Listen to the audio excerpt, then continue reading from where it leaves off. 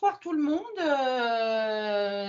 Merci de votre présence et mille excuses pour les petits incidents techniques de départ. Nous voilà réunis une fois de plus pour une conférence, cette fois sur le burn-out, qui est quand même un sujet qui nous touche tous de près, de loin, qui a touché peut-être quelqu'un de notre entourage, etc., etc. Comme d'habitude, si vous avez des questions, vous utilisez le chat, on y répondra au fil de l'eau ou sinon en fin de réunion.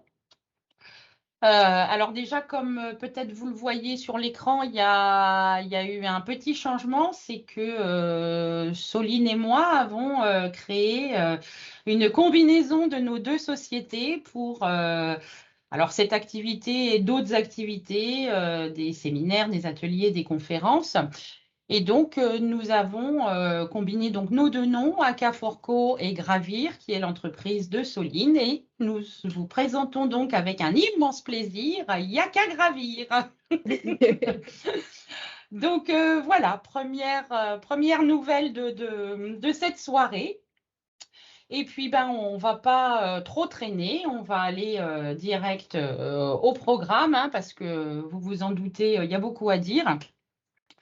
Donc, Exactement. petite intro, nos témoignages, quelques chiffres, les symptômes, dépression ou pas, comment on déculpabilise, combien de temps on met pour s'en sortir, est-ce qu'on peut s'en sortir seul, etc., etc.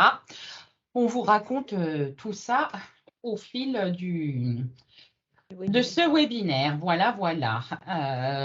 Écoute, Soline, je te laisse te présenter en premier parce qu'il y a que moi qui parle. Alors, pour une fois on va en profiter. Pour une fois, oui, c'est vrai que pour une fois que c'est toi qui parles. Eh bien, bonsoir à tous déjà, pour commencer. Donc, comme certains savent, avec Anne, on organise ces webinaires depuis maintenant quelques temps. Donc, je m'appelle Soline. J'ai bientôt 28 ans. Bientôt. Ça, c'est le petit message subliminal. Voilà, Je pour vous vous file en mon souvenir. adresse, vous m'envoyez un cadeau. J'aime bien les fleurs, si jamais. Et du coup, j'ai créé mon entreprise ma micro-entreprise il y a maintenant 1 an sur France. Je précise parce que j'habite proche de la Suisse et depuis quelque temps, je suis en création d'entreprise sur la Suisse, d'une SARL, donc dans une partie formation avec Anne, justement, où on va combiner nos compétences et connaissances et nos réseaux, sur la formation gestion du temps, gestion du stress, que je vais combiner avec d'autres offres. Et également, je suis en train de mettre en place des séminaires pour les femmes entrepreneurs, désolé messieurs, basés sur le bien-être. Donc, voilà, c'est des petites formes de retraite où les femmes vont pouvoir se retrouver, échanger, et il y aura toute forme d'activité. Et comme j'adore la nature et j'habite dans les montagnes, ce sera forcément dans la montagne. Donc, voilà. Et qu'est-ce que je peux vous dire d'autre? J'aime le sport, je suis un peu hyperactive, j'ai du mal à me calmer. Exactement, un peu d'hypersensibilité et tout le tralala. Donc je pense que j'ai un peu fait le tour des trucs bizarres de ma personnalité. Maintenant, je laisse Anne présenter ces trucs bizarres, de son côté. Moi, pour ceux qui me connaissent bien, vous savez que le bizarre fait partie de mon quotidien.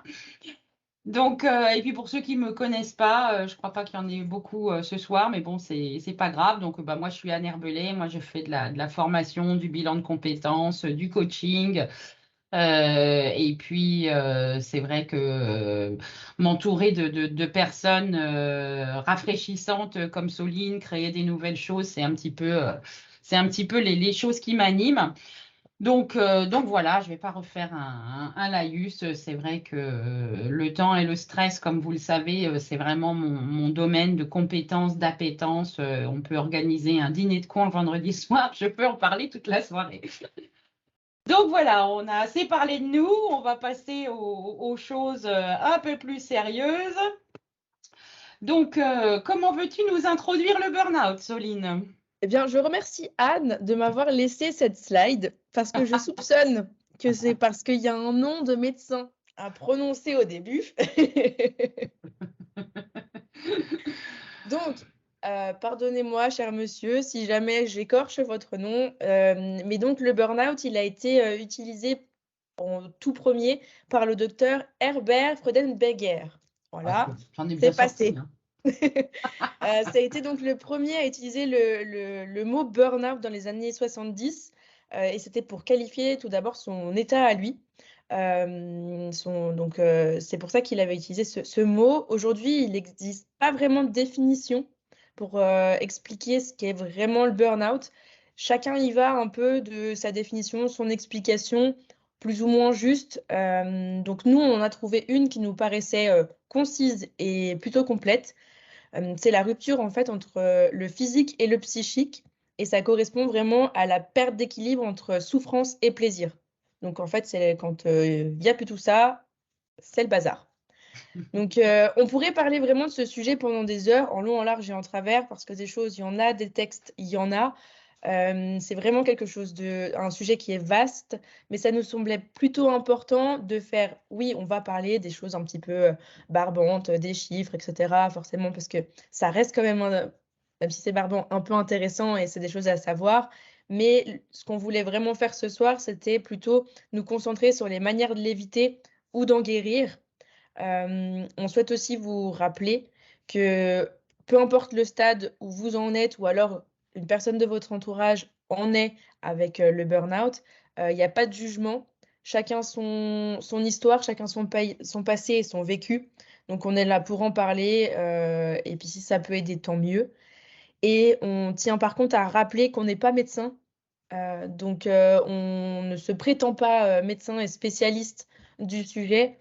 On voulait juste, vous transmettre nos expériences. Voilà, Anne, docteur. voilà, docteur. Exactement. Du coup, tu peux passer à nos témoignages, Anne, et c'est toi Alors, qui commences. c'est moi qui commence pour le coup. Voilà, c'est ça, c'est la magie de parler chacun son tour. Du coup, c'est moi qui me jette à l'eau. Moi, j'ai toujours été, déjà à la base, je suis une stressée. Alors, je me soigne, mais je suis pas guérie. Tous les jours, un petit pas. C'est ça qui est important. Moi, j'ai une expérience de burn-out qui a été assez courte, mais qui a embrayé direct sur une dépression. Donc, c'est pas forcément mieux.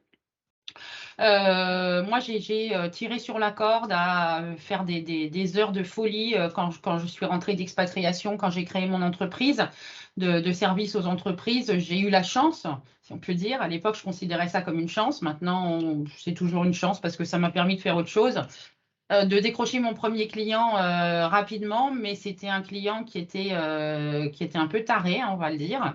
Et en fait, j'ai accumulé des heures parce qu'elle était impossible à satisfaire. Il y avait toujours quelque chose qui allait pas. Elle changeait d'avis sans arrêt. Il fallait tout rechanger derrière, etc. Et donc, c'est pas difficile. Je montais même plus me coucher, hein. J'éteignais l'ordi, il était minuit. Je me collais sur le canapé. Et à 6 heures du mat, je réembrayais. Et puis, un jour, en pleine réunion, j'ai craqué. J'ai dit que non, c'était fini, que j'arrêtais. Et en fait, après, j'ai eu une opinion sur moi qui était tellement mauvaise à me dire, ouais, j'ai pas été capable, j'ai lâché l'affaire, je suis vraiment, enfin, j'ai pas de volonté, j'ai pas de motivation, etc., etc., que moi, ça m'a coûté 1 an et demi de dépression. Donc, moyen. Mais ça va mieux. Donc, On s'en disons sort. que l'avantage, en fait, parce que bien évidemment, dans chaque expérience, il y a des leçons à tirer, c'est que j'ai appris à m'écouter. Et ça, on y reviendra un petit peu plus tard dans cette conférence. C'est pratiquement, enfin, c'est l'une des clés principales, c'est de s'autoriser à s'écouter. Exact. Voilà, voilà. Donc, je te laisse continuer toi avec ton témoignage. Exact, merci. Du coup, moi, je peux dire que, le burn-out, je suis tombée dedans quand j'étais petite, parce que du coup, il m'est tombé dessus, malheureusement assez jeune. Donc les débuts des symptômes sont apparus, à mes 24 ans.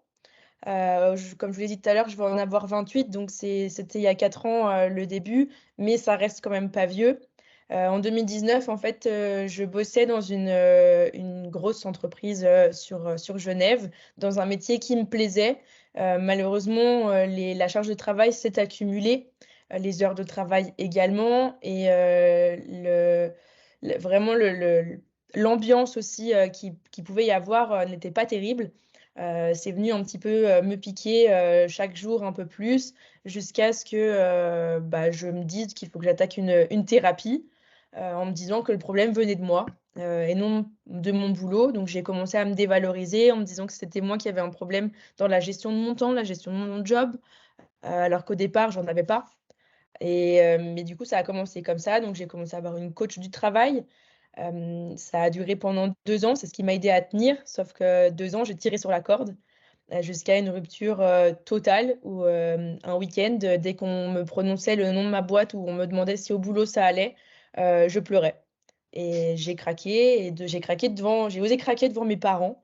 Donc je suis très proche de mes parents et j'ai osé leur dire, en fait, que ça allait pas du tout. Et en fait, mon père m'a dit: «On pleure pas pour un travail». Et à partir de là, j'ai tout lâché. En fait, tout ce que je retenais depuis des mois et voire même des années, j'ai lâché. J'avais déjà un peu développé des problèmes de la parole, j'avais des pertes de mémoire. Par moments, lorsque je voulais aller à un rendez-vous, j'étais obligée de mettre en route, le GPS parce que même si je savais où j'allais, il y a des moments en plein trajet, j'oubliais. Je savais plus pourquoi je m'étais levée le matin. Donc j'avais déjà un peu commencé ça et là ça s'est accéléré. Donc du coup, je suis allée voir le médecin, j'ai été mise en arrêt et j'ai pas travaillé pendant 1 an. J'ai demandé à ce qu'on me licencie parce que j'arrivais pas à guérir en me disant qu'il fallait que je retourne, travailler. Donc pendant 1 an, j'ai pas bossé et j'ai continué les thérapies. J'ai failli être hospitalisée, parce que du coup, je me mettais en danger en allant, faire du sport à haute dose. Et je me disais que si jamais en rando, mon pied glissait, bah, au moins, je pourrais dormir parce que j'avais des petits soucis de sommeil, que j'ai toujours, hein, bien évidemment, mais des petits soucis de sommeil et je me disais que ce serait plus simple. C'est pas du tout la solution, mais c'était la mienne sur le moment et quand j'en ai parlé à ma psy, bah, elle m'a laissé le choix entre, bah, prendre des antidépresseurs, chose que je voulais pas, que je refusais depuis le début de mon arrêt, ou être hospitalisée. J'ai dit que je voulais pas aller chez les fous. Bien évidemment, c'est quelque chose qui aujourd'hui, je retire parce que c'est pas du tout un endroit, comme ça, mais sauf que moi je me sentais partir un peu, sur la pente, des fous. Donc du coup, forcément, je me disais que je voulais pas les rejoindre. J'ai choisi le traitement qui n'a servi, dans mon cas, pas à grand chose. J'ai repris le sport de manière beaucoup plus douce et ça m'a aidée. Aujourd'hui, je retravaille depuis, maintenant 1 an. Mais c'est pas facile tous les jours. Aujourd'hui, Anne, comme on en a parlé tout à l'heure, n'était pas une journée facile. Ça montre que, bah, enfin voilà, c'est pas tout fini, donc c'est pour ça qu'on est aujourd'hui, là pour en parler parce que, bah, on a vécu, on a vu, on on a C'est ça, vécu. on est venu, on a vaincu Voilà, aussi. veni vidi vici, hein. Ouais, c'est ça. Et voilà et si on pouvait éviter d'y retourner, bah, ce serait plutôt pas mal. Donc il faut Du coup s'écouter. exactement. Donc on est assez bien placé pour en parler et c'est pour ça que du coup, on est là et on va vous donner nos petits outils. On va passer par l'étape chiante, forcément. Et ça, c'est pour toi, l'étape chiante. Elle m'a mis moi et ben, c'est parfait. Hem, il y a une étude, qui est sortie, il y a quelques années, qui a été faite par le cabinet Technologia, en fait, qui relève un chiffre plutôt inquiétant, pardon, concernant le burn-out. Il nous informe que 3,2 millions d'employés, c'est-à-dire du coup 12 de la population active française, présenteraient un risque de burn-out.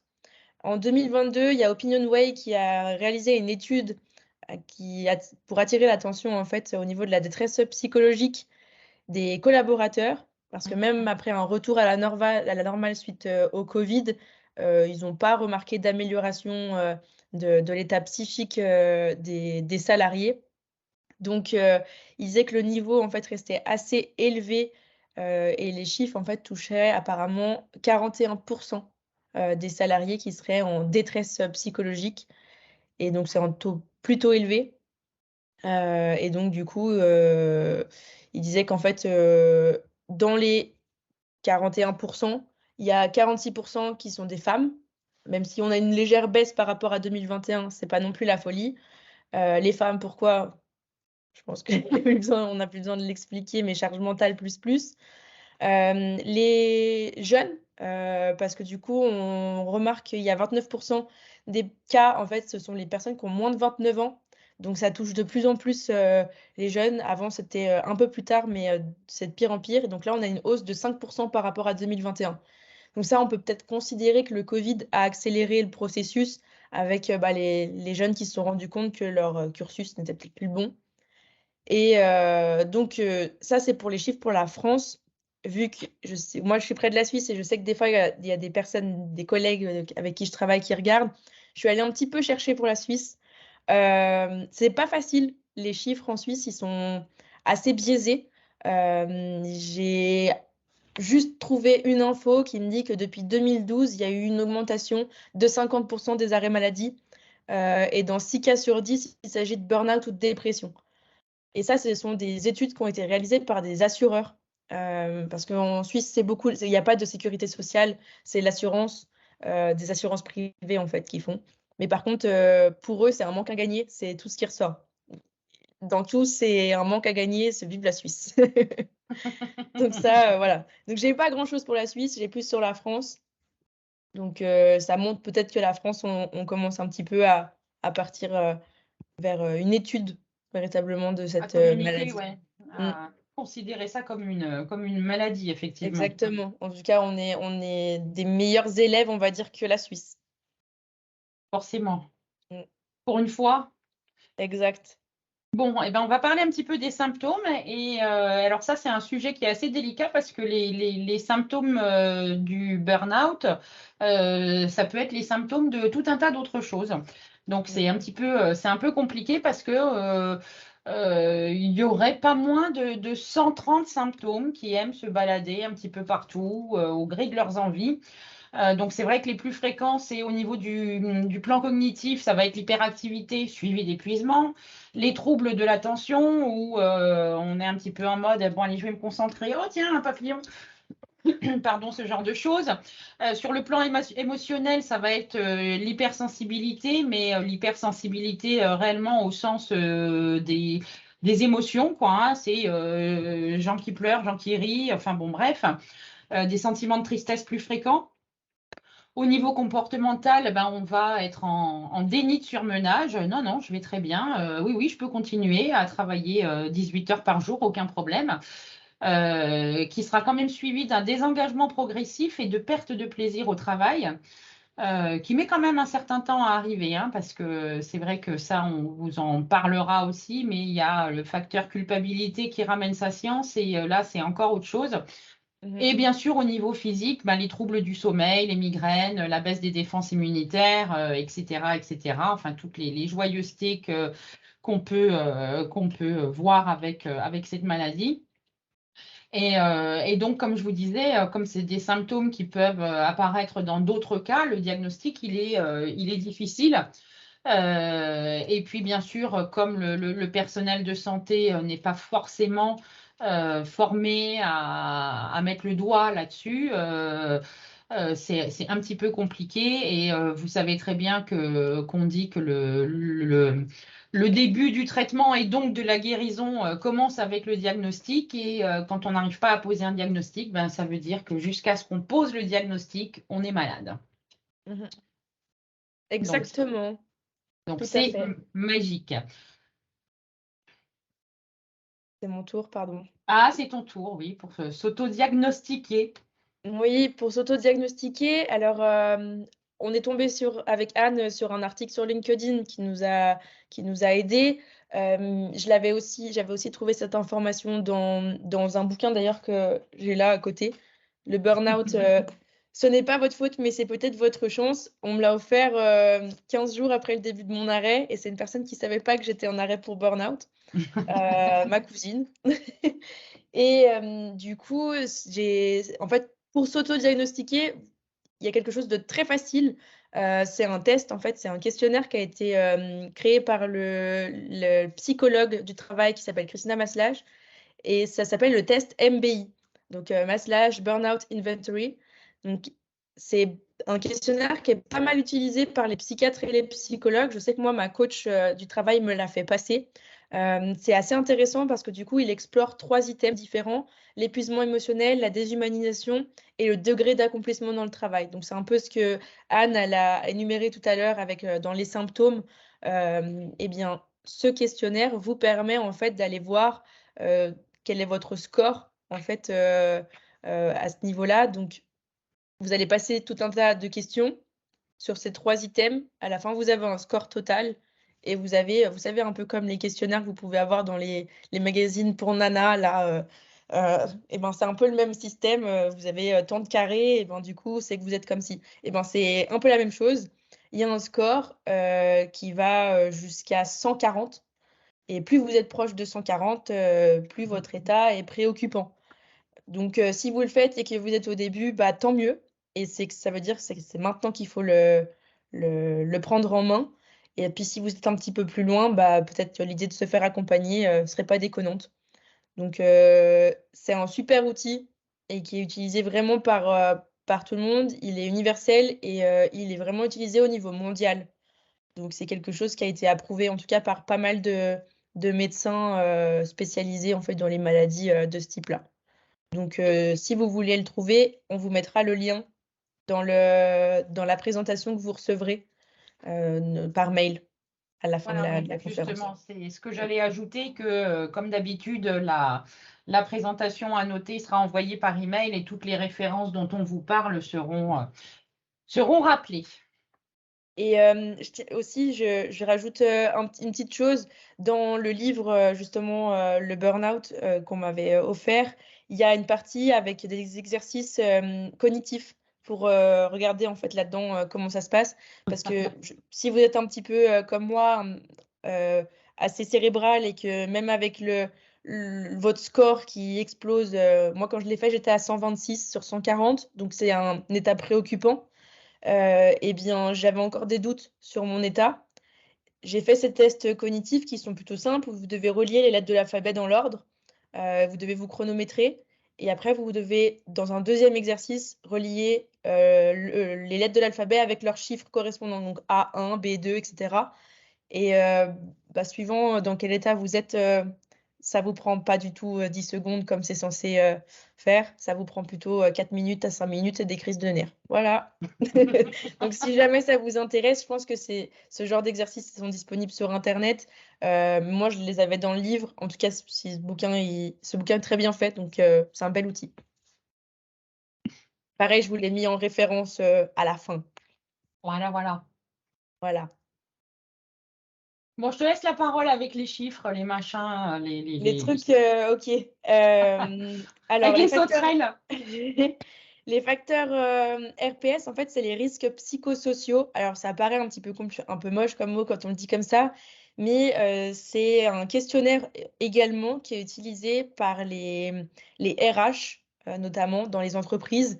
Parce qu'aujourd'hui, depuis quelques années maintenant, les employeurs ont l'obligation de protection de leurs salariés. Donc jusque-là, c'était plutôt bah, quand vous montez sur un toit, si vous êtes menuisier, charpentier, bah, il doit s'assurer que vous avez tout l'équipement adéquat. Et maintenant, ça passe aussi par l'étape psychologique de son salarié. Et donc, de temps en temps, ils ont l'obligation de faire passer des questionnaires dits RPS à leurs collaborateurs pour étudier en fait leur niveau de bien-être. Alors, la suite qui donne à ça, on la connaît pas. Mais en tout cas, moi, ma psychologue et coach est une ancienne DRH et ils avaient l'obligation de le faire passer. Après, c'est au bon vouloir des RH de donner une suite et de mettre en place, bon, s'il y a véritablement des signes alarmants. Donc, c'est un questionnaire qui va reprendre bah, un peu la même chose que le système MBI, mais en beaucoup plus simplifié. Ça, cette forme-là.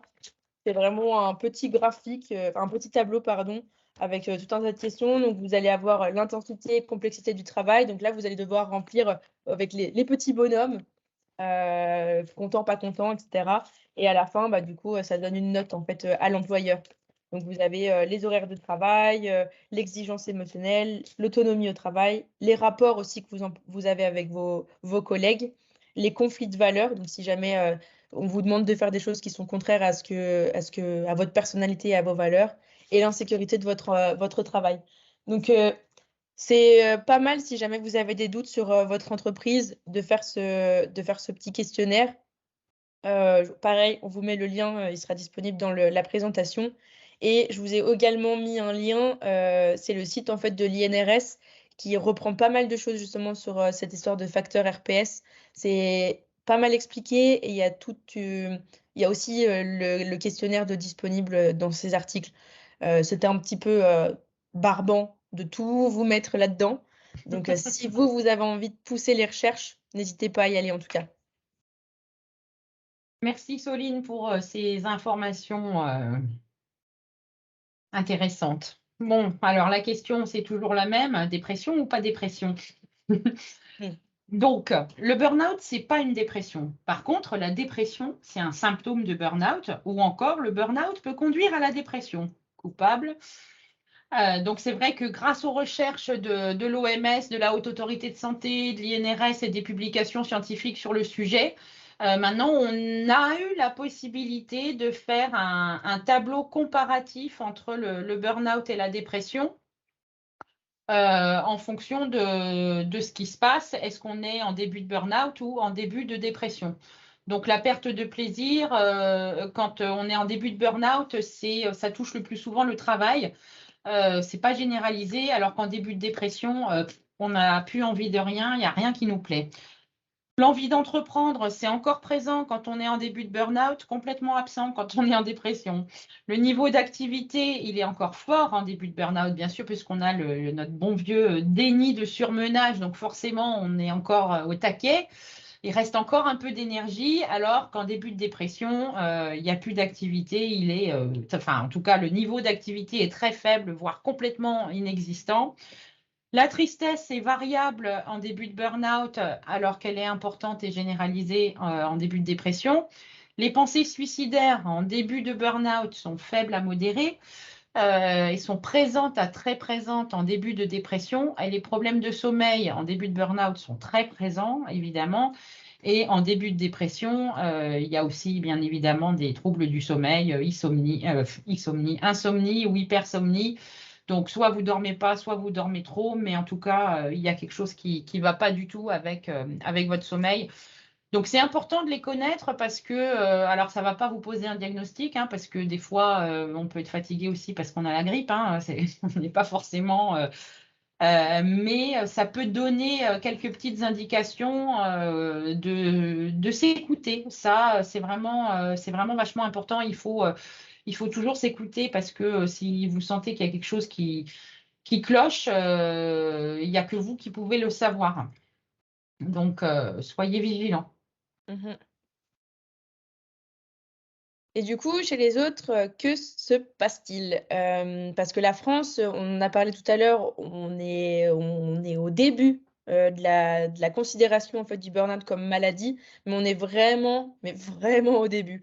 Mais du coup, il y a d'autres pays qui sont meilleurs élèves que nous, euh, parce que du coup, comme bon, on retrouve l'Italie, la Lituanie, parce que en fait, le burn-out, c'est encore pas considéré comme maladie du travail. Par contre, l'OMS l'a bien intégré dans sa classification internationale des maladies.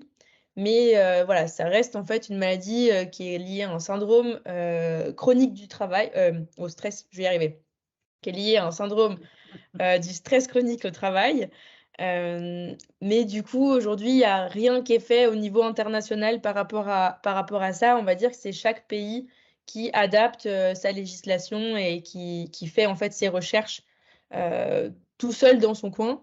Donc, comme je vous disais, on a l'Italie, la Lituanie, c'est les meilleurs pays parce que eux, ils ont vraiment intégré le burn-out comme maladie professionnelle.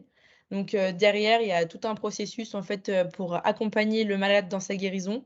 Alors que nous, on est plutôt en France, on est plutôt dans faut vite qu'ils se remettent, mais le pourquoi du comment, on s'en fiche en fait. Après, on a d'autres pays qui essayent, alors c'est encore pas les meilleurs, mais ils ont au moins le don d'exister au niveau de tout ça. Et en fait, vous allez avoir les Pays-Bas, le Japon et le Portugal qui commencent à mettre des choses en place. Donc, on va avoir des limites d'heures. Donc, vous allez avoir des pays, comme ça, c'est les Pays-Bas qui ont mis en place une application qui permet en fait d'imposer à leurs employés des moments de pause quand ils sont acharnés derrière leur écran. Ça leur met des petites alertes. Au niveau du Portugal, les patrons se sont vus interdire d'appeler leurs collaborateurs en dehors des horaires de travail sous peine d'amende. Donc, c'est des petites choses, c'est des débuts, c'est toujours ça. Et après, on a aussi les États-Unis. Alors, les États-Unis, c'est pas au niveau national. On va dire que c'est plutôt les entreprises qui commencent un petit peu à mettre des choses en place. C'est aussi pour attirer en fait les collaborateurs parce qu'ils se rendent compte de la difficulté aussi à recruter. Donc, s'ils peuvent les garder, bah, tant mieux. Donc les États-Unis, on va avoir chez Nike par exemple, où ils rajoutent une semaine de vacances en septembre pour faciliter et rendre un peu plus douce la reprise après les vacances.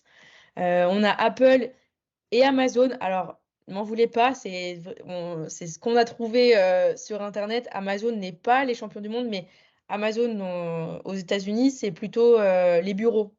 Donc du coup, eux, ils ont prolongé tout ce qui était télétravail pour ceux qui le voulaient. Et on a aussi chez Kickstarter, donc c'est une plateforme de financement participatif, eux, ils ont carrément mis en place la semaine de 4 jours. Donc voilà, c'est des petites choses qui existent et ça montre en fait que les gens commencent à intégrer dans leur petite tête qu'il y a bien un souci de burn-out et on est la génération où il y en a de plus en plus, donc il faut accompagner, aider et trouver des solutions. Donc ça commence, c'est C'est un début, c'est un timide. début. Voilà, c'est timide, mais Ouais, c'est là. c'est un début.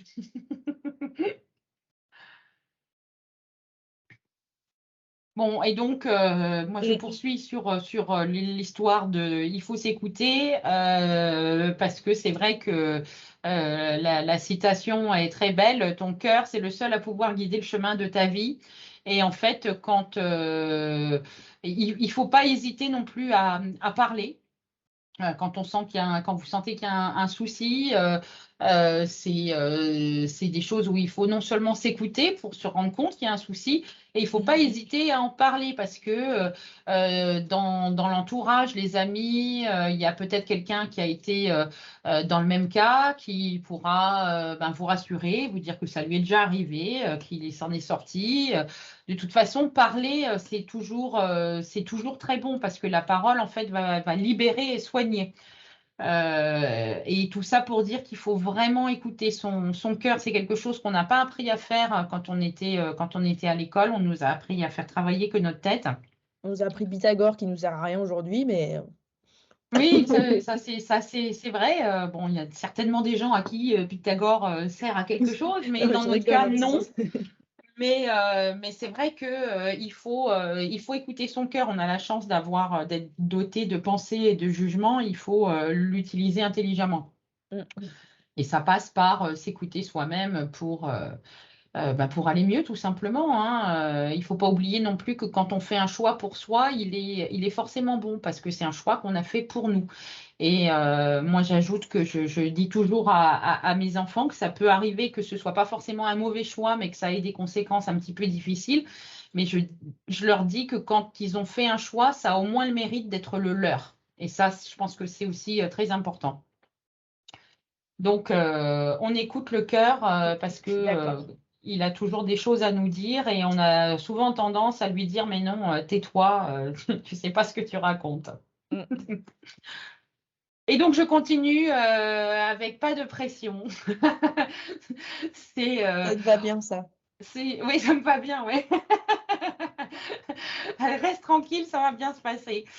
C'est vrai que souvent, quand on est malade, et ça en plus, moi je peux plaider coupable puissance 100, c'est que on peut pas bouger, on n'est pas bien. C'est même pas tellement qu'on ne veut pas, c'est qu'on ne peut pas. Et pourtant, ça nous frustre. Et donc, on se met une pression sans nom pour essayer d'aller mieux plus vite. Donc, on va lire tout un tas de trucs, on va essayer tout un tas de trucs, on va parler à tout un tas de gens. pour que ça aille plus vite. Oui, oui, bah, je suis en burn-out, mais bon, allez, demain matin, c'est terminé.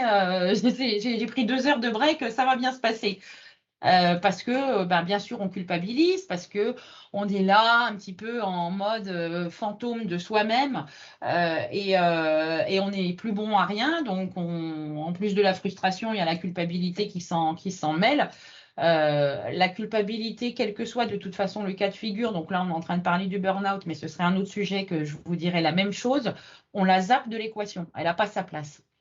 On ne pense qu'à soi. Je ne vous dis pas de devenir des monstres d'égoïsme, mais quand on est malade, il faut s'occuper de soi et de soi tout seul, quoi. On ne peut pas aider les autres si on n'est pas bien soi-même. Donc, si vous avez envie de rester tranquille, si vous n'avez pas envie de faire quoi que ce soit, si je sais pas, vous n'avez pas fait vos lessives ou il y a du cirque qui s'entasse dans la maison, etc., c'est pas grave. C'est pas grave. Le truc, c'est qu'il faut s'occuper de vous. Si vous n'avez pas envie de le faire, ben, c'est pas grave, vous le ferez plus tard. C'est bon. Il y a chaque chose en son temps. Ça finit par passer. Donc, il faut y aller tranquillou bilou. Exactement. Allez, Soline, qu'est-ce qu'on fait pour une vie plus sereine? Eh bien, déjà, on cherche pas la perfection parce Ah que bon? la perfection, ouais, la perfection, eh bien, c'est pas forcément une bonne chose et par contre, on devrait tous commencer à accepter même nos échecs. Parce que du coup, l'échec est inévitable, c'est surtout indispensable.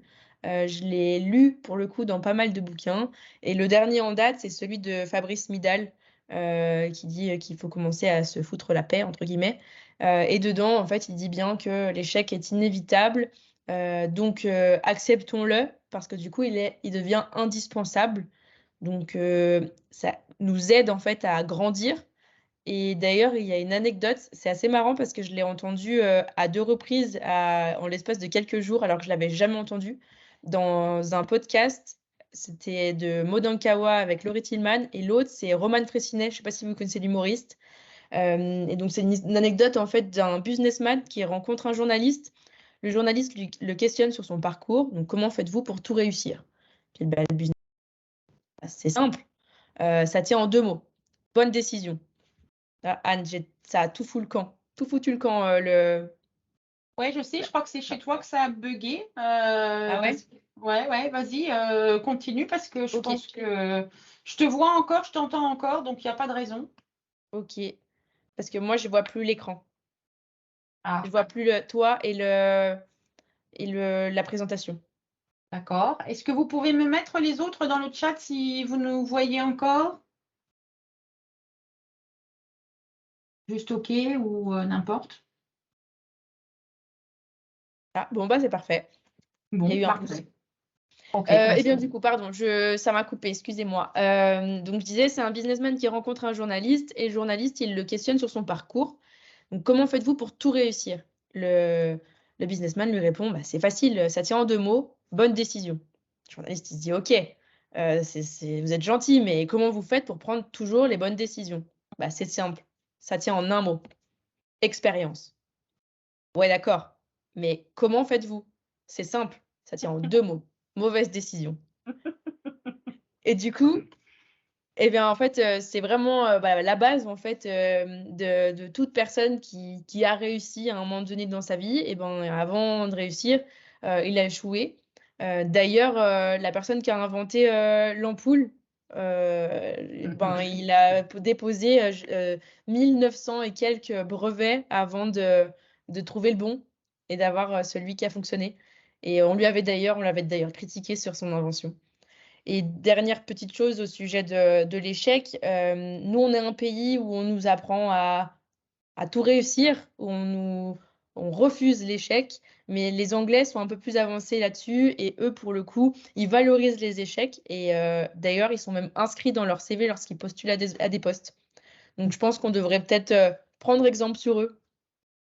La deuxième chose pour avoir une vie un peu plus sereine, c'est, bah, de cesser de se torturer. On a été élevé dans un monde où le progrès, est le résultat d'une grande pression. D'ailleurs, on ne félicite pas un collaborateur, ça risquerait de le freiner. Et puis, il risquerait aussi de nous demander une augmentation. Donc, on évite.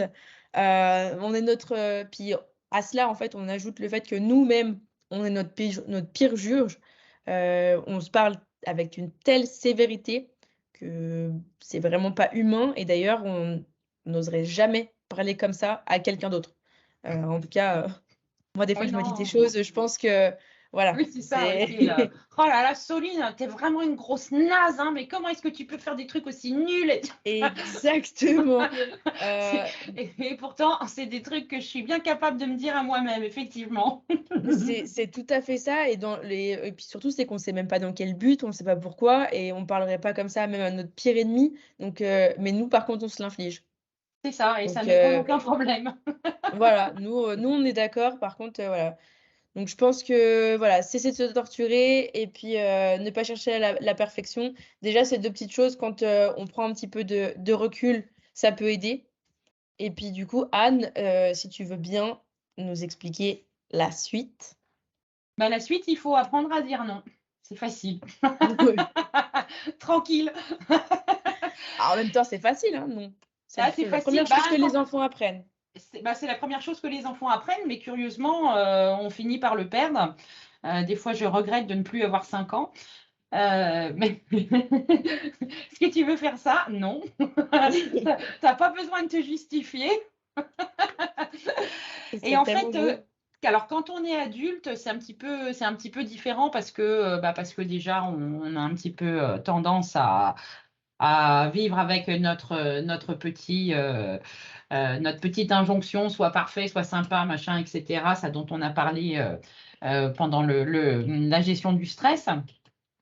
En fait, pour apprendre à dire non, déjà, il faut lister ses propres valeurs pour, savoir sur quoi on ne fera jamais aucun compromis. Donc en fait, Exactement.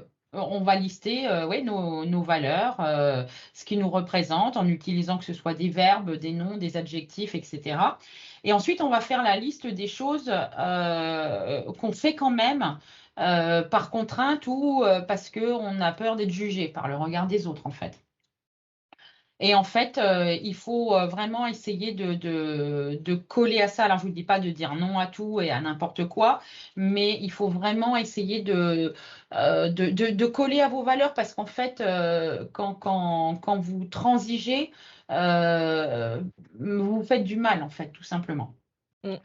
Et donc bon, bah, ça, c'est pareil, le sujet de apprendre à dire non, il revient constamment, que ce soit, dans la gestion du stress ou même dans la gestion du temps.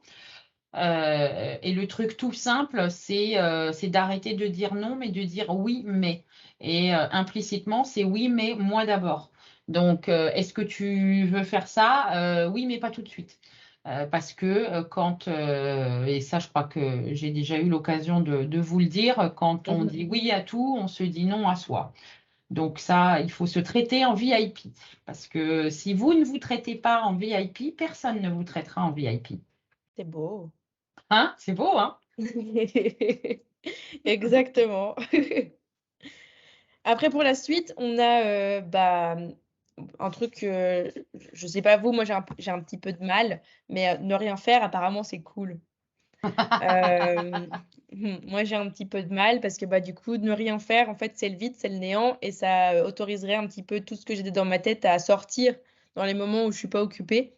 Sauf que, bah, ça fait du bien, le corps vous dit merci. Donc on apprend à rien faire.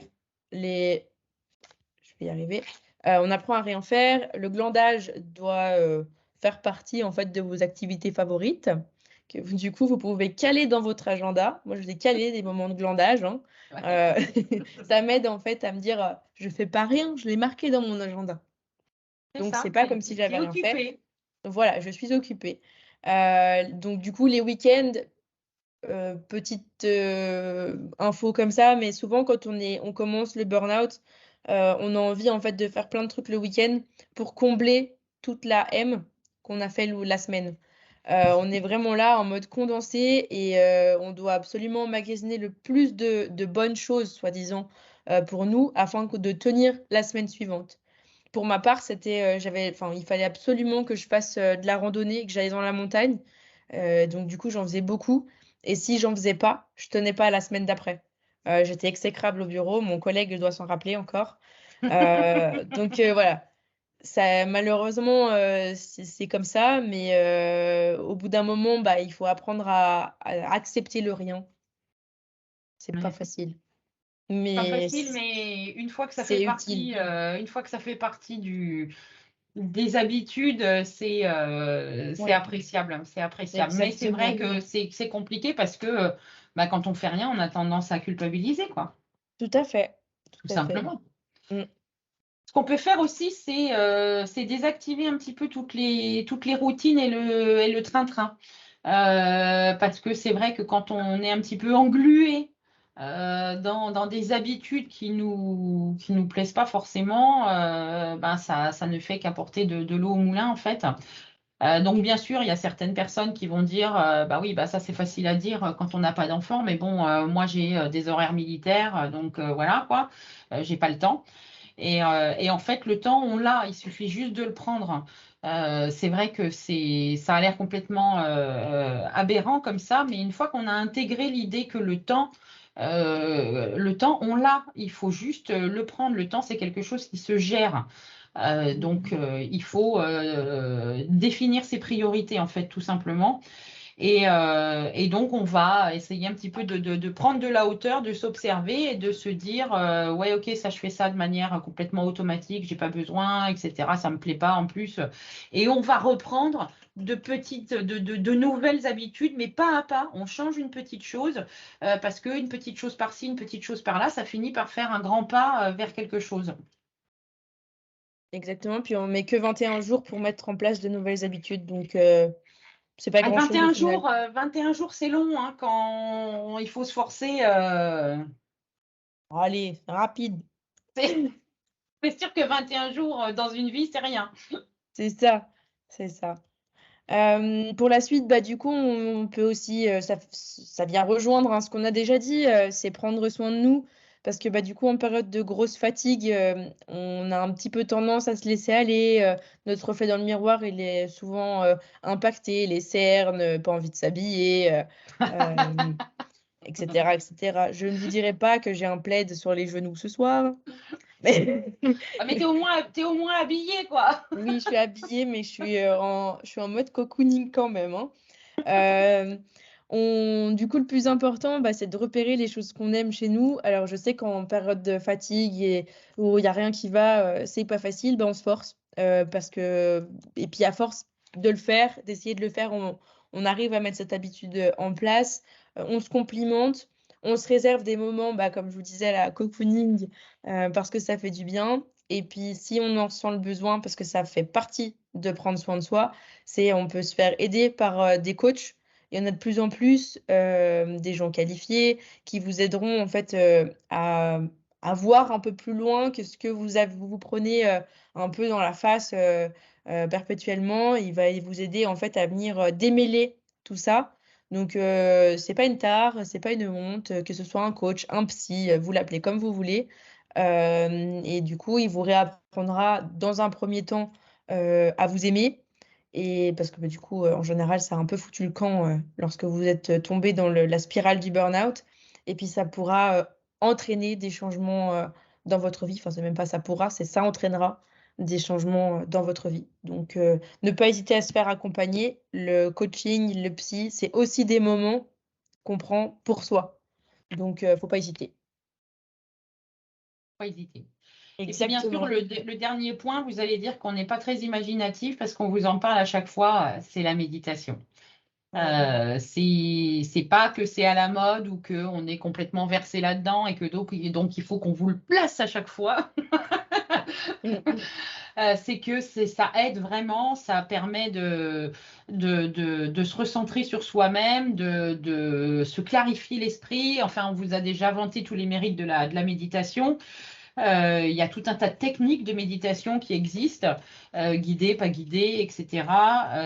Et franchement, si vous êtes un petit peu en état de stress ou de choses comme ça, Si en plus vous êtes déjà aspiré dans le burn-out, il ne faut pas hésiter. Ça va peut-être vous demander un petit peu d'effort parce que forcément vous avez les voix dans votre tête qui veulent pas se taire. Mais ça finit par passer et on se sent beaucoup mieux. On se sent beaucoup mieux quand on fait un petit peu de méditation tous les jours. Donc n'hésitez pas. Exactement. Ensuite, Et on vous a puis, préparé une petite boîte à outils où on va passer. Vous aurez le détail en fait de tout ce qu'on vous met. Là, on va peut-être les survoler afin de ne pas vous garder toute la soirée. Donc, on n'est pas mercredi. t'as dit quoi? J'ai dit on n'est pas mercredi. Pourquoi? Parce qu'on peut en parler toute la soirée. Ah, d'accord. Du coup, dans la boîte à outils, on a mis pas mal de petites choses. La première, c'est l'écriture. Heu, Prenez une feuille, un stylo et on déverse tout ce qu'on a dans la tête, toutes les idées sombres, les choses que vous avez, envie de faire, les choses qui vont, les choses qui vont pas. On y va, on s'en fiche de l'orthographe, la syntaxe. On n'a pas besoin d'être écrivain pour le faire. C'est juste pour, apaiser, en fait, son mental et lorsque quelque chose nous énerve, si on le pose sur le papier, bizarrement, au final, ça finit par passer. Donc, Aussi le froisser et le brûler. voilà, après, il y a plein de techniques, vous allez avoir, enfin, la partie où vous le brûlez, la partie où vous écrivez un journal si vous avez envie de revenir un peu dessus, c'est relire un peu, d'où vous venez, de temps en temps, pour regarder dans le rétro comme on dit, et voir l'avancée que vous avez fait. Mais, en tout cas, voilà, c'est un outil pour vider ce qu'il y a dans sa tête. Ensuite, Anne, toi, tu voulais nous parler de la De la partie de la partie créativité, ça peut être, alors ça c'est pour les gens qui ont du mal à méditer, créer, c'est une forme de méditation, que ce soit, dans, l'art, la musique, dans la photo, dans la peinture, dans la sculpture, dans la poterie, dans tout ce que vous voulez. Il faut, libérer l'artiste qui est en vous parce qu'on a tous un artiste. Des fois, il est bien caché sous un tas de couches, mais il est toujours là. Donc laissez-le sortir, ça va vous libérer l'esprit, donc il faut vraiment pas hésiter. Ensuite, on a la partie, sport, où tout à l'heure d'ailleurs j'étais assez étonnée parce que Anne se l'était attribuée cette partie, alors que chaque fois elle me dit: «Non, non, non, pas le sport». Heu, et du coup je m'étais dit: «Ah cette fois-ci elle veut parler du sport, OK, bah, je la laisse faire». Bah non, elle me l'a remise. Les sports dans la nature principalement, bah, ils sont super bénéfiques parce que de prendre un grand bol d'air, d et de remplir ses poumons de bon oxygène, ça aide en fait, l'organisme à sécréter de la sérotonine. On vous en a déjà parlé et reparlé. La sérotonine, petite hormone du bonheur. Donc, on va dehors, on met ses baskets et on prend l'air. C'est très important. Ça aide et ça aide à remettre les idées, tout en place. Donc, on n'hésite pas. Et sinon, si vous n'avez pas envie de faire de sport, vous pouvez faire du rangement et de la déco, quand on fait le tri, dans ses papiers, dans ses fringues, dans ces choses-là, en fait, quand on vide ses placards, ça vide un peu l'esprit aussi. Ça vide la tête Heu, clairement. hein? Ouais, ça vide la tête, c'est Ouais, clair. c'est ça. Donc on peut utiliser la méthode Marie Kondo qui, alors j'ai essayé, Faut chacun pas se tout fait prendre. ouais, chacun se fait son idée, mais bon, c'est vrai que Mmh. moi j'ai trouvé ça vachement contraignant de prendre les objets. Est-ce que ça me génère encore de la joie et cetera? C'est pourquoi pas? Il y a des gens qui en ont besoin. Ça marche surtout avec les choses qu'on nous a offert, par exemple. Des fois, après, c'est sûr que votre vieux pull troué, vous avez pas besoin de le prendre en main pour, savoir s'il vous procure encore de la joie. Encore que souvent le pull troué, c'est celui qu'on jette jamais parce que s'il est troué, c'est parce qu'on l'a beaucoup porté. Il est confortable, Anne. Voilà, donc en fait, c'est ça le but, c'est ouais, de faire de la place. Quand on fait de la place chez soi, on fait de la place là-dedans. Donc Mmh. n'hésitez pas, videz les placards. Et si jamais, un des symptômes et enfin un début de la guérison du burn-out, parce que c'est souvent quand on se met en arrêt de travail, enfin on fait plus rien et on se met en off et ben, il y a des choses qui se mettent en place et je ne savais pas, mais dans les symptômes, vous allez, avoir, bah, repeindre des murs et planter des fleurs. ça fait partie en fait du processus de guérison et l'enclenchement dans votre cerveau en fait que bah, il y a des fils qui se sont touchés à un moment donné et en fait moi je l'ai fait et je ne savais pas et j'ai lu le bouquin que je vous disais dont je vous parlais tout à l'heure sur le burn-out et dans les premières pages elle en parle et moi je finissais en fait de peindre un mur donc ça m'a fait énormément rire c'est que bah, on est tous vraiment enfin c'est impressionnant le mental les chemins qu'il prend des fois. Donc voilà, c'est ce que je voulais partager avec vous par rapport au cerveau. Et l'avant-dernière chose, c'est l'alimentation. Je suis pas une très bonne élève non plus là-dedans, mais j'essaye. Parce que du coup, quand on est un peu au bout du rouleau, on peut avoir un peu la flemme, ça se comprend. Ce que du coup, moi, je fais, c'est beaucoup des recettes rapides, mais avec des bons aliments, des choses un peu équilibrées, à base de reblochon, Anne. Euh, C'est- je voilà. me demandais si tu allais placer la tartiflette à un moment donné là-dedans. C'est ce que j'ai mangé ce soir, voilà, voilà. Mais en tout cas, voilà, ça aidera en fait vos neurotransmetteurs à se remettre au travail parce que du coup, l'alimentation vient en fait favoriser les messages justement que transmettent vos neurotransmetteurs. Et donc du coup, c'est vrai que c'est important de se pencher sur le sujet. Et quand on dit que les intestins, c'est le deuxième cerveau, bah, c'est qu'il faut en prendre soin. Je, je commence à me pencher sur le sujet parce que c'est très vaste, mais j'ai pas envie non plus de me transformer en nutritionniste. Donc voilà. Mais en tout cas, c'est une alimentation équilibrée. C'est pas que dans les publicités, ça marche. Oui, oui, non, mais ça, c'est sûr que ça marche, mais c'est vrai que des fois, on est un peu en mode, Bah, on n'a pas envie, etc. Donc on ça, n'a pas c'est clair. envie, Surtout et quand puis on est bah, fatigué, quoi. c'est vrai que des fois, la malbouffe, ça fait du bien au cerveau, quoi, en fait, tout simplement, quoi. Mhm. Ça nous fait plaisir, voilà. Exactement, oui. Et puis, bah, la dernière chose, c'est de se focaliser sur nos vrais besoins. Parce que on va avoir envie de combler le moindre, enfin, la moindre de nos envies. Et c'est vrai que il faut après faire la part des choses et pas faire tout et n'importe quoi parce que bon, j'ai envie d'une Ferrari sous prétexte que je suis en burn-out et je vais me l'acheter et tant pis, je m'endette pour 70 ans.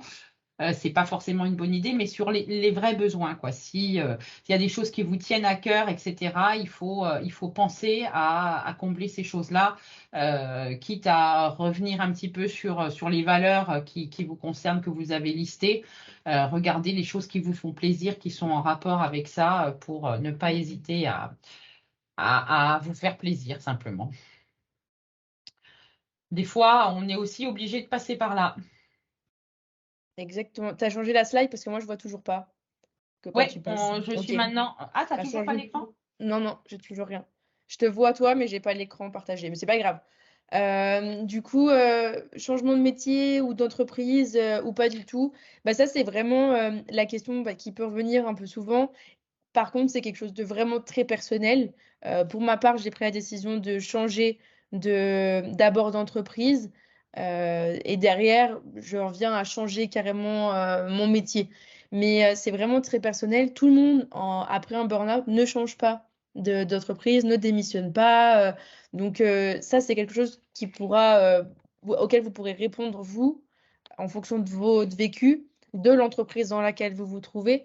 Parce qu'à savoir, c'est que en burn-out, alors oui, l'entreprise, elle est responsable en partie de votre état, mais pas que. On a un peu du mal quand on est en plein burn-out à se rendre compte, on l'a un peu avec le recul après, mais on est aussi responsable parce qu'on n'a pas su dire non, on a accepté des charges de travail, on a accepté peut-être que quelqu'un nous parle mal et on n'a rien dit. Et puis ça s'est enchaîné. On a toujours dit oui à tous les dossiers qu'on nous donnait, on voulait être le meilleur et donc voilà, ça nous mène à ça. Donc une fois qu'on a un peu pris conscience des erreurs qu'on a pu faire, à ce moment-là, on peut se rendre compte, on peut choisir en fait soit de retourner dans l'entreprise ou alors de se dire bah en fait non, la cause de mon burn-out, c'est mon métier parce que ça me convient plus ou mon entreprise parce qu'elle me convient plus. Donc ça, c'est à la suite d'un petit travail quand même que vous pourrez répondre à cette question. On peut pas répondre à votre place. Voilà, et puis burn-out, ça ne veut pas dire que vous envoyez tout balader et que Mm. vous reprenez tout à zéro. Ça veut dire qu'il y a des changements à faire et des ajustements à faire Et ça, comme le disait si bien Soline, il y a que vous. Vous avez la réponse en vous. Il faut juste vous poser les bonnes questions. Et ce qui est important, c'est qu'il faut aussi déconstruire pour se reconstruire. On ne peut pas l'effacer, cette période de burn-out, elle est arrivée. Et c'est pas grave, c'est OK, on va s'en relever, hein. Mais si elle est arrivée, c'est à cause de mauvaises habitudes. Comme tu disais, Soline, juste avant, on a dit oui à tout, on a accepté tous les dossiers, etc. On pourrait effectivement avoir envie de rejeter la responsabilité complètement sur ces personnes, que ce soit nos managers, nos patrons, nos clients, peu importe, qui nous auraient poussé à ça. Mais en fait, on est au moins aussi responsable qu'eux parce qu'on a accepté. Donc il faut accepter aussi que c'est arrivé, que vous avez accepté des choses que vous n'auriez pas dû accepter. Et en fait, c'est la première des choses à faire quand on veut déconstruire pour se reconstruire. Il faut apprendre à ne plus faire les mêmes erreurs. Et du coup, est-ce qu'on Et- peut s'en sortir seul ou pas? voilà. Alors, bien sûr, on peut s'en sortir seul. Par contre, le processus sera forcément plus long, parce que, bah, vous avez pas tous les outils que les, psys ont, les psychologues et psychiatres et ou aussi les coachs. Donc, posez-vous peut-être la question de savoir pourquoi vous voulez pas demander d'aide, savoir si c'est une question d'ego ou si c'est votre cœur qui parle, votre mental. Essayez de répondre à ces questions parce que souvent, c'est une question de peur. On veut pas demander de l'aide, ce serait bah, montrer nos faiblesses. Sauf que du coup, c'est pas la solution. Si c'est pour cette réponse-là, bah, je pense que c'est pas une bonne réponse. Donc, si vous voulez vraiment vous en sortir plus rapidement, bah, demandez de l'aide. Sinon, bah, effectivement, bah, transformez-vous en psychologue, lisez tout ce que vous pouvez lire et vous y arriverez. Le processus sera juste un Plus petit long. peu moins rapide, quoi. Voilà, c'est ça. Mais c'est faisable. Et comme je l'ai et ma coach aussi me l'a souvent répété, tout finit par passer. Oui, tout finit par passer. Voilà. Et donc, tu dis que ce sera plus long, mais alors la question qu'on se pose, c'est combien de temps pour sortir d'un burn-out? Et donc, on a déjà vu au début que la durée de guérison équivalait à la durée du diagnostic. Donc, si on vous a mis un an à poser le diagnostic, bon, Ouais. après, c'est un petit peu une espèce d'amalgame qu'on peut avoir tendance à faire parce que c'est toujours pareil, on est tous faits différemment, Mhm. on est tous à un stade plus ou moins avancé du burn-out, on a tous un vécu différent, des expériences différentes, un environnement différent, mais il faut y aller par étapes. Si vous êtes en arrêt et si effectivement vous êtes en burn-out, vous êtes forcément en arrêt, votre médecin qui vous suit, que ce soit un généraliste ou un psy, il pourra vous conseiller, notamment dans un changement de carrière ou à force de parler de comment vous en êtes arrivé là. On finit par trouver l'origine du problème. C'est un petit peu ce qui t'était arrivé, toi, Soline, quand tu es tombée dans la marmite. Mhm. Où effectivement, ben, c'est en parlant que on finit par se dire, ah ben oui, le problème, il vient pas forcément de moi, il vient alors soit il vient du métier, soit il vient de l'entreprise, soit il vient des collègues, soit il vient, et c'est à ce moment-là qu'on va se dire, est-ce qu'il faut carrément que je change de boîte? Est-ce qu'il faut que je crée ma boîte? Est-ce qu'il faut que je demande un temps partiel? Est-ce qu'il faut carrément que je change de métier? C'est important de pouvoir se poser ces bonnes questions. Et il faut aussi savoir que la fragilité, elle reste. Alors, c'est pas une maladie incurable, le burn-out, mais vous allez en sortir différent. Mais c'est une bonne chose. Parce que vous allez être plus à l'écoute de vous-même, vous allez être peut-être plus sensible à vos besoins et donc forcément moins de chances de replonger que quelqu'un qui n'y serait jamais passé. Exactement. Et du coup, Et on peut du lire coup, la petite citation qui est en dessous, que j'ai trouvé hyper sympa. C'est dans un des livres que je suis en train de lire. Vous ne pouvez pas arrêter les vagues, mais vous pouvez apprendre à les surfer. Voilà, moi je trouve que c'est plutôt pas mal comme citation dans ce genre de cas. C'est assez Oui, marrant. oui, non, mais c'est vrai que c'est. Il y avait un truc avec la pluie aussi, mais je me souviens plus. C'est apprendre à danser sous la pluie, ne pas avoir peur de l'orage, mais apprendre à danser sous la pluie, quelque chose comme ça. Mais bon, je ne me souviens plus. Et puis du coup, vous retrouverez, pareil dans la présentation, quand vous enverra, la petite liste de sources qu'on a pu avoir et puis des petites choses qu'on vous conseille. Donc vous pourrez aller voir. Et à ça, manger du podcast. Et il y en a plein sur les sujets. Donc allez-y, fouillez. Maud Kawa, Laurie Tillman, Fabrice Midal. Ils sont assez calés sur les sujets, donc n'hésitez pas. Donc voilà, et vous verrez sur la plaquette aussi, on vous a mis une petite métaphore sympa. Vous, Ah vous oui, j'allais lirez. l'oublier. Ah, tu allais l'oublier, mais moi non. Mm, mm. Donc on va pas vous la lire parce que c'est assez long, mais vous la verrez sur la Oui. plaquette. Mm, Et mm. puis donc voilà, la conclusion c'est que on peut pas changer les autres, mais on peut se changer soi. Et donc que le changement, bah, c'est maintenant. Désolée, il fallait que je la mette. Oui, oui, ben oui, t'aurais pu mettre aussi parce que c'est notre projet. La France en marche.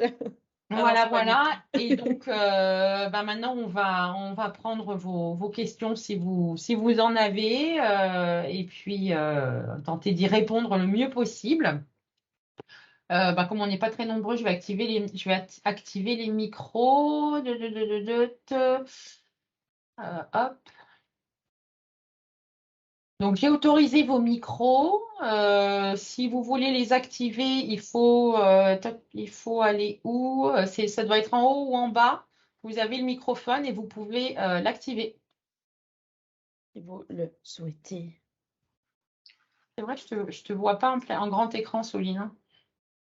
Oui, il est activé maintenant. Ah, bonsoir, bonsoir. Bonsoir, mesdames. Bonsoir. J'ai le plaisir de vous présenter ma maman. Bonsoir, maman. Bonsoir, Soline. Ouais, alors là, je suis contente parce que c'est la première fois que ça marche. Ah. Autrement, alors là, je vous ai vues toutes les deux. D'accord. C'est la première fois aussi. Alors, j'ai dû faire la bonne manœuvre, sûrement. Ah ben, C'est dommage écoute. que je ne me souviens pas ce que j'ai fait. En tout cas, Mince. compliment, c'est. Bien sûr, moi, je ne travaille plus. Mais je suis passée par là. Et ça peut être valable tout le temps, même quand on ne travaille plus, le burn-out.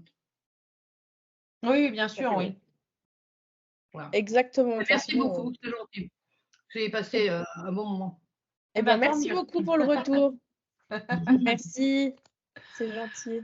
Est-ce qu'il y a d'autres questions, Brunhilde, si tu veux activer ton micro, si tu veux prendre la parole? Marie? Non, peut-être pas Marie. Bonsoir. Bonsoir. Non, ça va, moi j'ai pas de questions, c'était clair, c'était très bien. Bon. Je suis pas passée par là hein, comme vous, mais j'étais tout proche. J'étais D'accord. tout proche et voilà, c'est ce qui a fait que bah après j'ai changé de voix et que j'ai ouvert ma micro. Voilà. Eh ben, Parfait, bien. parfait. Donc c'est Tu as bien. réagi au bon moment. Tu as su te rattraper avant la chute. C'est ça. C'est super. Bon, C'est- eh ben, C'était écoutez, bien, non, c'était parfait. eh ben, tant mieux, merci beaucoup. Et puis, malgré les petits incidents techniques du démarrage, là, où c'était un petit peu épique, Et moi, je viens seulement de retrouver l'écran. ouais, ben, moi, je te vois pas. J'ai un écran noir pour Moi, je vous toi. vois bien, toutes les deux, c'est bien. Bon, bah, c'est juste chez Ouais, moi que ça Moi déconne aussi. alors. Bon, bah, c'est bien. Ben, en tout cas, merci encore une fois d'avoir été avec nous, Oui. ce soir. Et puis, ben, je vous souhaite une bonne soirée et Moi aussi. surtout, n'oubliez pas, il faut s'écouter soi-même. Si vous vous écoutez pas, personne ne le fera à votre place, hein. Voilà. Exactement. Donc, bonne Merci à soirée tout le vous. monde et puis, Bonne soirée. et Merci puis à beaucoup.